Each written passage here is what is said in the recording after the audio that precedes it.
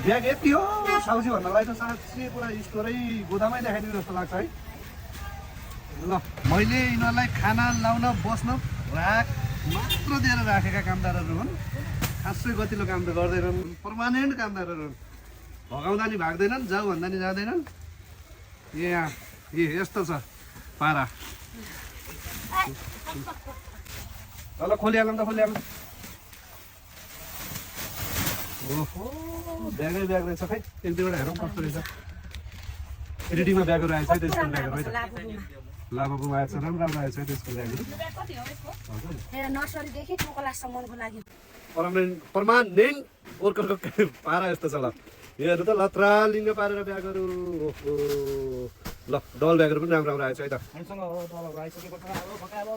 हो के हाल्ने रे? सेल बाबर हाल्ने? ल सेल बाबर हाल्ने रे यहाँ। ओहो ल ल बर्बाद छ आज।